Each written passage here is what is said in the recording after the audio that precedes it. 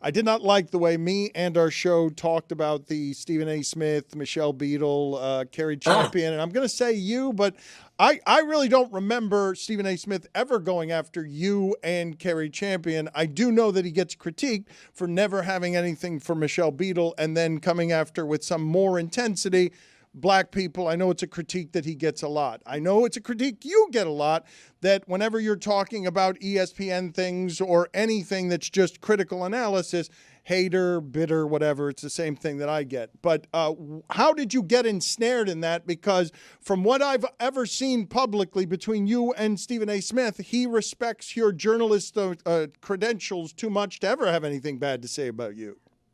well, I mean, I got ensnared in it, and I'm not saying this to call her out, but just to give people the origin story of this is because Carrie brought my name up when she did the video addressing the fact that Stephen A. has never responded to Michelle Beadle with the same level of harshness that he has responded to some other black folks, um, some of which were just offering a critique of him. Um, Obviously, a lot of people pointed to what he had to say about Jasmine Crockett, which I also was disappointed in, like a lot of other people. And so Carrie's the base of her criticism was really about that, about the unevenness of she felt like his critique between what he said about Serena Williams, what he said about Michelle Obama, Jasmine Crockett.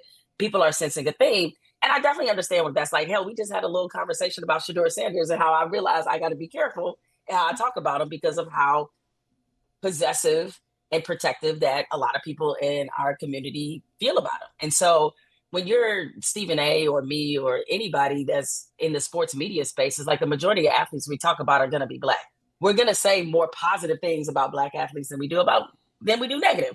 But it's the negative ones that tend to sting a little more. And so with that said, I mean, I thought what Carrie said was a fair critique. And she brought me into it by talking about how Stephen A has come for us.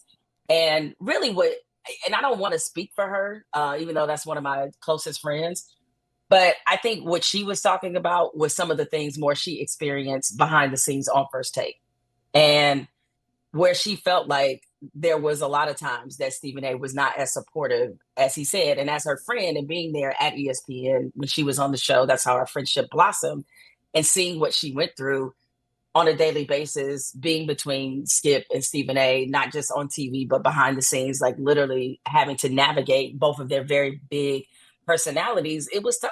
And she was very much, there was a lot of professional experiences that she had that were not great. And so I think she was more or less speaking to that.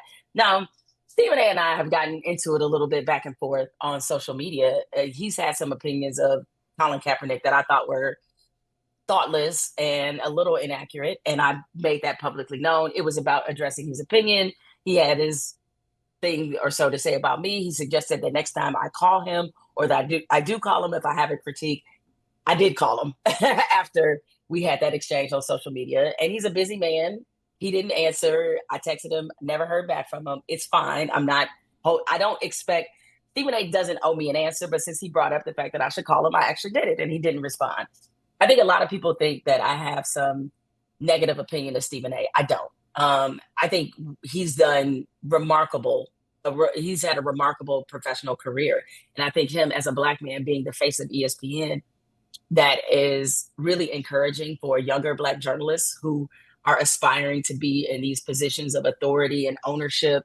And he's been able to give them an example of like what's possible. And he's opened up, a lot of doors for people.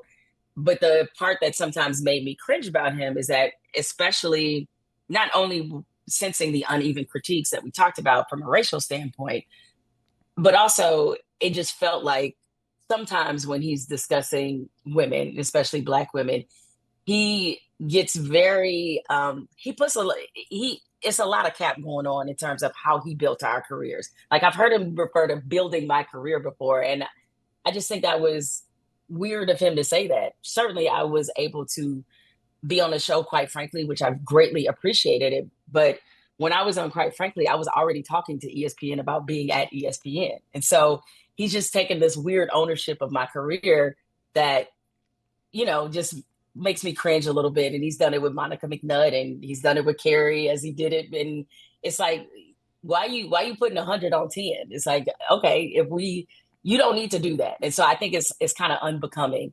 But I have no animosity towards Stephen A. I don't have any beef with Stephen A. But I hope that he's able to accept some of the critiques that people have of him, because I think some of them are fair.